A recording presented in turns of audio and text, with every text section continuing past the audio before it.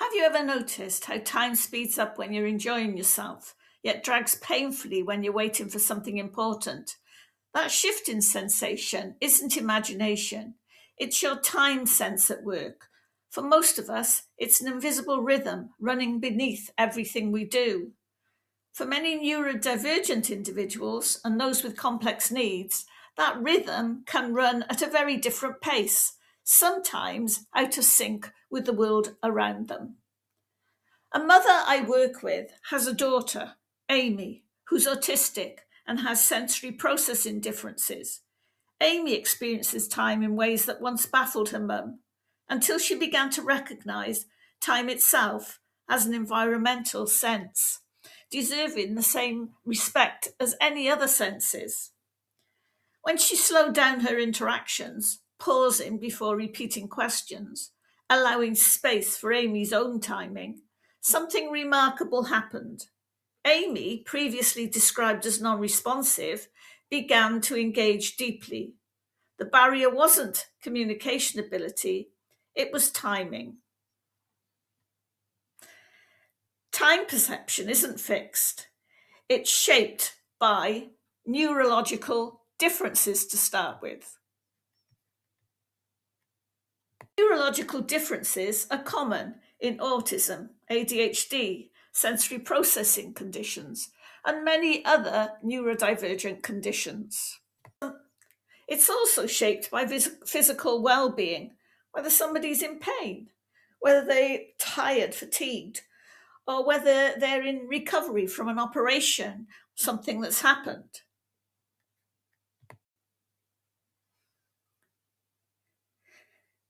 And of course, it's also shaped, time is also shaped by medication that somebody might be taking, or their seizure, recovering from a seizure. So if they're on medication, that can slow them down. If they're recovering from a seizure, that can slow them down quite profoundly. And then, of course, we have to think of their emotional state. How do they feel? Are they sad at that time? Are they, are they tired? Are they unhappy? For what reasons? And what about the environment around them? Is it overloaded? Is there too much noise? Is the light disturbing them? That could even be the light and the noise of an overhead light in the classroom that they can hear and ordinary mortals can't. And what about unpredictability of the environment as well when things are happening all around them? So let's think of it as a time bandwidth, a mix of your internal state of how you're feeling inside in your inner world and the external surroundings around you. When that bandwidth narrows, as it might in a noisy classroom, or goodness forbid, you're in a noisy shopping mall or a shopping centre, because even simple requests then can feel overwhelming if it demands a quick response, because everything else is invading that bandwidth. So, why does this matter for caregivers and professionals? Well, when supporting neurodivergent individuals, recognizing time as a sensory experience can transform frustration into understanding. A child who appears distracted or silent may simply be processing at a different rhythm. So, common signs that time perception is affecting their engagement is withdrawal and shutdown. Just as you can see, these clocks seem to have withdrawn and shut down in Salvador Dali's beautiful picture.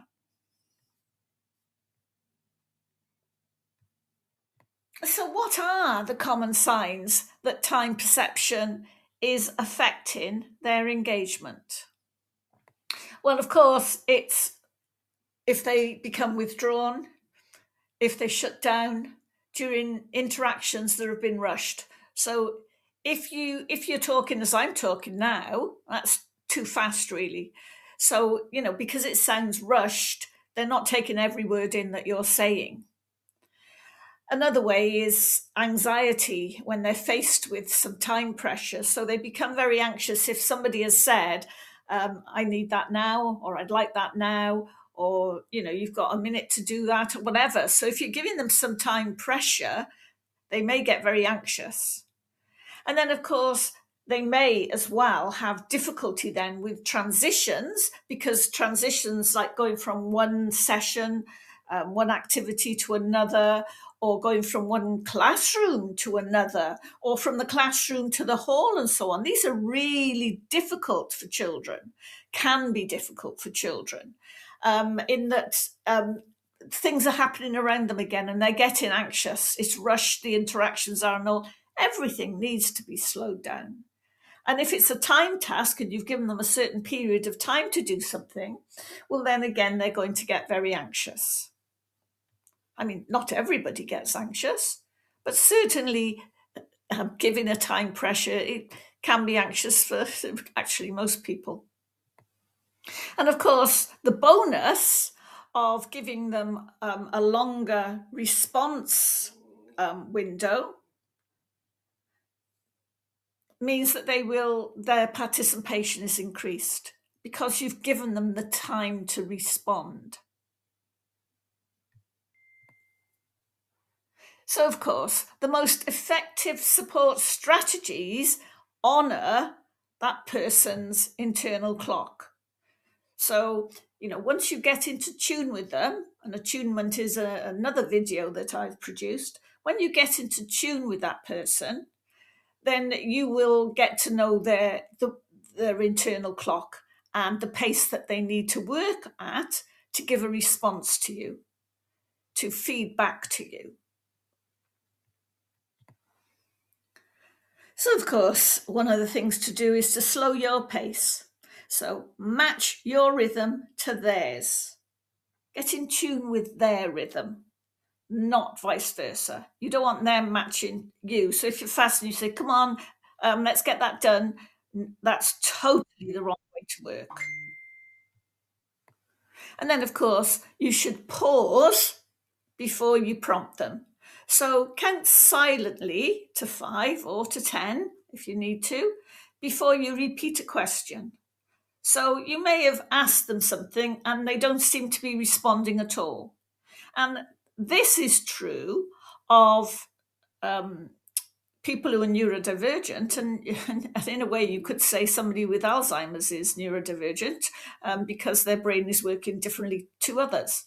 And so whatever condition they have, neurodivergent people and children need to be given time, and you need to pause before you prompt them. Because often they will come up with the answer to something that you asked a couple of minutes ago and you've already moved on. So try not to move on, but to pause and count silently inside your head before you repeat a question or before you expect a reply. So if you simplify the focus, so for instance, one activity or instructions at a time would prevent the brain from overloading. So you might say, can you press that button? And you would demonstrate it at the same time. And then we would wait to see whether they respond to that. And if they do, you can carry on to the next step. If they don't, you know that it's too much for them already, and you would stop. And of course, that could mean that they need some calm time. And so you would have a calm space in the classroom, or it may be directly outside the classroom, somewhere where they normally go when they could do with some calm and some relaxation. And there you would have reduced visual and auditory noise that is competing for them to process things. So it could be that you move to a quiet room in the school, and this could be one of your sensory rooms, where you complete what you wanted to happen in that busy classroom that wasn't going to get completed in such a busy classroom. So you may take them to a calm space to do it, or you may just take them to a calm space because they need some time for rest and relaxation. So, of course, if you look out for subtle body language, because that sometimes shows that there is processing going on.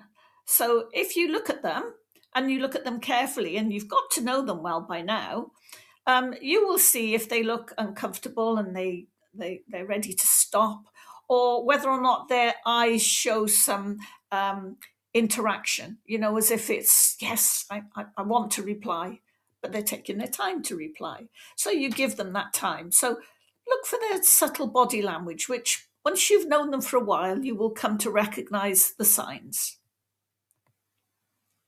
When Amy's teachers began following her pace, a speech therapist commented, "She's much more responsive than her file suggested." The only real difference was that the adults had adjusted to her internal timing instead of expecting her to match theirs. By honouring each person's unique sense of time, we create space for connection. We give them dignity. And it is authentic communication that we get back. There is no single right tempo for learning or relating. Only the one that fits the person in front of you on that particular day.